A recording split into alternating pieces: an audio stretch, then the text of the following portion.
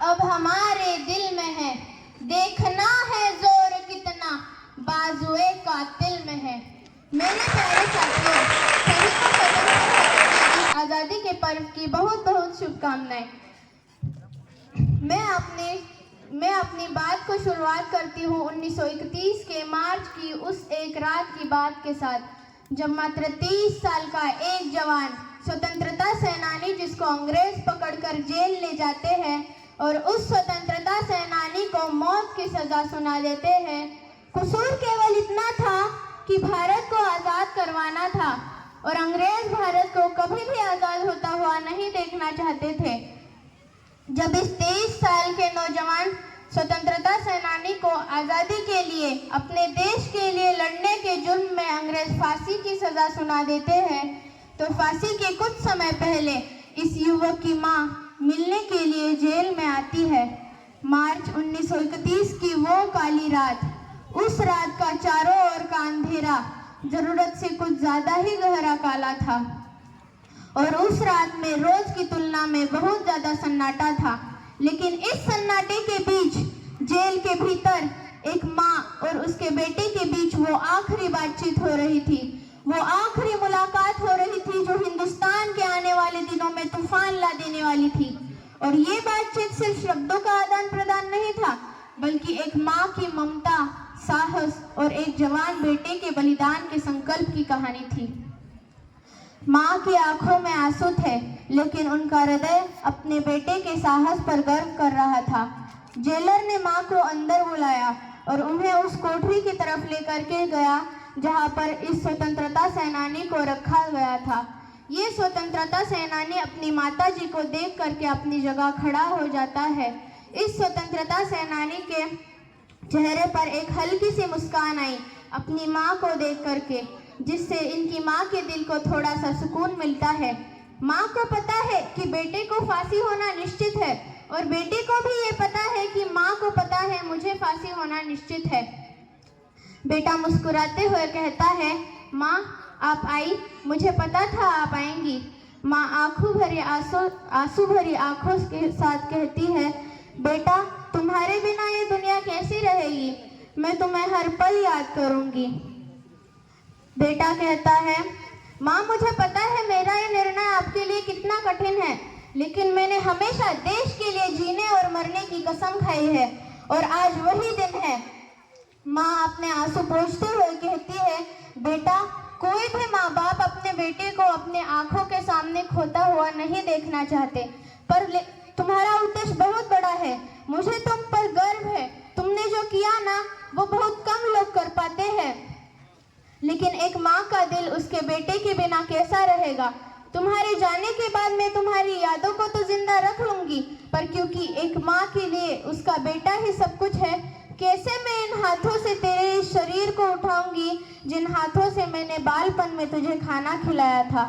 दोनों कुछ पल के लिए खामोश हो जाते हैं और फिर वो स्वतंत्रता सेनानी उस खामोशी को चीरते हुए कहता है, हाँ माँ मैं जानता हूँ आपके लिए कितना कठिन है, लेकिन याद रखना माँ, मेरी मृत्यु बेकार नहीं जाएगी। मैं उन लाखों लोगों के लिए मर रहा हूँ जो स्वतंत्रता की राह देख रहे हैं और एक दिन मेरा बलिदान इस देश को आज़ाद करेगा। और मुझे खोने की फिक्र मत करना माँ, क्योंकि आज अगर मैं एक भगत सिंह बलिदान दे दूंगा ना, तो इस देश में हजारों लाखों भगत सिंह पैदा होंगे जिनमें तेरे इस बेटे की छवि होगी। लिखने वाले ने क्या खूब लिखा है कि शहीदों की चिताओं पर लगेंगे हर बरस मेले और वतन पर मरने वालों का यही बाकी निशा होगा। 23 साल के भगत सिंह को हंसते हंसते फांसी पर चढ़ जाना मंजूर था, पर गुलामी में जीना उन्होंने कभी नहीं कबूल किया। ऐसे कई नाम है इतिहास में, सुखदेव, राजगुरु, मंगल पांडे, राम प्रसाद बिस्मिल, ठाकुर रोशन सिंह, बटुकेश्वर दत्त, सत्येंद्रनाथ बोस, सुभाष चंद्र बोस, महात्मा गांधी, झांसी की रानी, चंद्रशेखर आजाद, गोपाल कृष्ण गोखले। अगर नाम मैं लेती रहूंगी ना तो बहुत दिन निकल जाएंगे, लेकिन नाम कभी खत्म नहीं होंगे। आज जिस आबो हवा में हम खुली सांसें ले रहे हैं ना, उसके लिए ना जाने कितने आज़ादी के दीवानों ने अपनी इसी आज़ादी के लिए अपनी सांसें छोड़ी है, उसकी कोई गिनती नहीं है। ये आज़ादी हमें दान में नहीं मिली, बल्कि पाए हैं ये आज़ादी। ये आज़ादी हमें विरासत में यूं ही नहीं मिली, ना जाने कितनी माओं का दामन सुना हुआ है। आज़ादी के आंदोलन का ये वो दौर था जब लोगों की मूलभूत जरूरत रोटी, कपड़ा, मकान नहीं थी, बल्कि आज़ाद हिंदुस्तान में सांस लेना हुआ करती थी। चंद्रशेखर आजाद भी बलिदान से साबित कर गए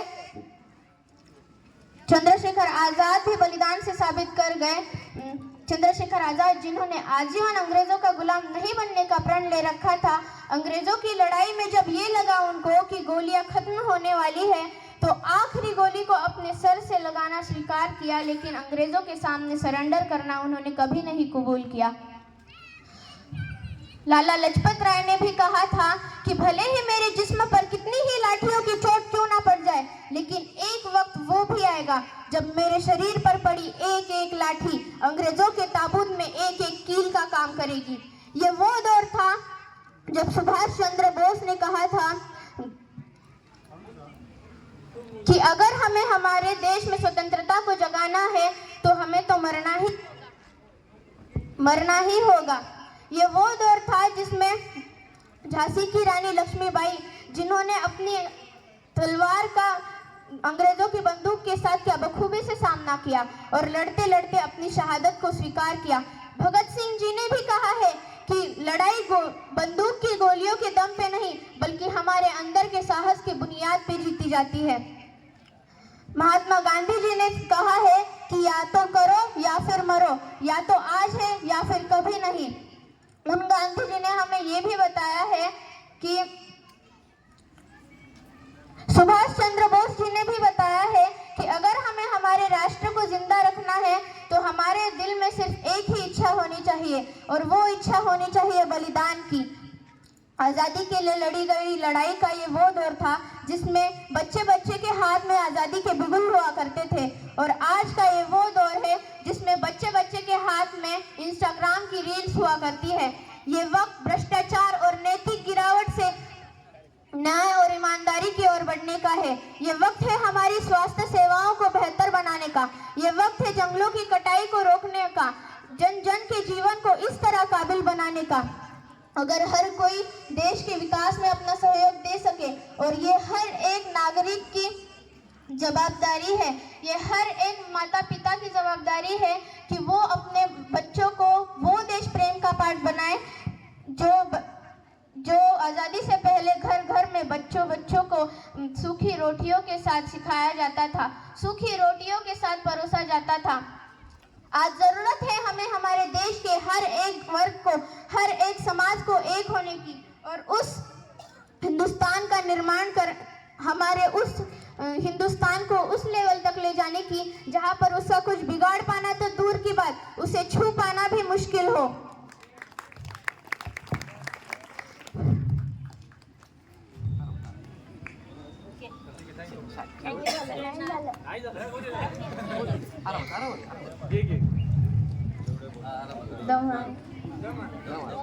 श्री दुष्यंत कुमार की चंद पंक्तियों के साथ मैं आप सभी के अंदर देश प्रेम और खुद के विकास की ज्वाला जला करके अपने शब्दों को विराम देना चाहती हूँ कि हो गई है फिर पर्वत से पिघलनी चाहिए, इस हिमालय से कोई गंगा निकलनी चाहिए।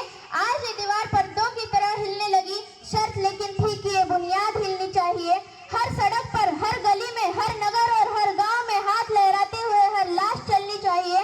सिर्फ हंगामा खड़ा करना मेरा मकसद नहीं, सारी कोशिश है कि ये सूरत बदलनी चाहिए। मेरे सीने में ना सही तो तेरे सीने में सही, कहीं भी हो आग लेकिन आग जलनी चाहिए। आज़ादी के पर्व पर मेरे विचारों को समय देने के लिए धन्यवाद।